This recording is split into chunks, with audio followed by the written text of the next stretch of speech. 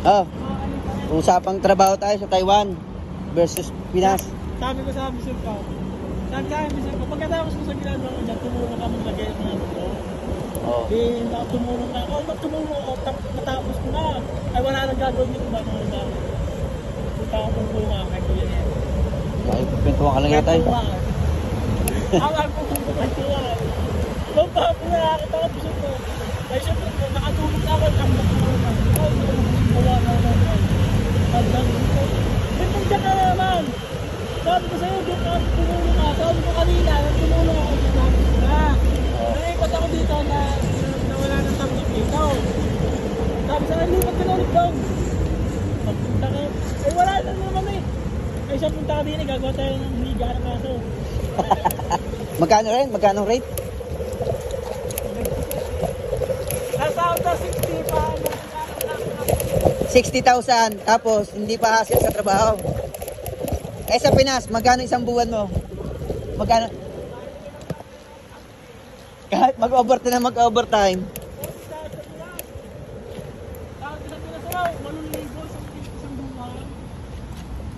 Magkano?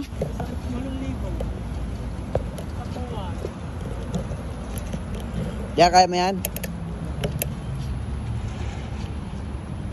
1,000. Sa amin naman trabaho, nakaupo ka, magpupunas-punas ka lang. Tapos, pag nagpunas ka, wala, yung laupan mo, mga bisor, nakatingin lang. Walang pakialam. Eh sa Pinas, pag nagtrabaho ka, magkano rate sa Pinas? 300? Oh, palagay na, hindi, pag palagay na natin 500. Nakita ka ng bisor mo na yung gawa mo hindi ka na nagmamadali, parang press na press ka. Pupuntahin yung yung foreman.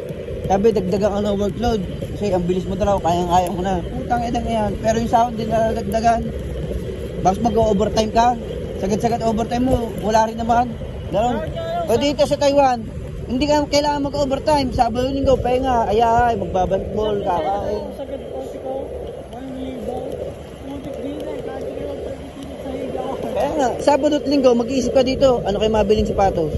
Damit, makabili kaya. Pagsahod, di ba? Sa atin, pagsahod mo, Sabado linggo, nag-iisip ka, paano kaya to? Abot pa kaya to sa sahod? Puta, ibabayad ko sa mga utang-utang ko to. Sabi ko na, kakasahod mo pala. Oo. Buwebes, bira na sa sahod sa amin eh. Sa yaki, iisipin mo na agad. Kano kaya ang babayaran ko dito? Sa utang ko, kasi baka mag-short ako pa masahe. Baka samantala dito sa Taiwan, mag-iisip ka anong bibili mo bago lumabas yun, sapatos na yun. Tama, ay kung ngayon, susunod na buwan, bibiling ko yun. Meron,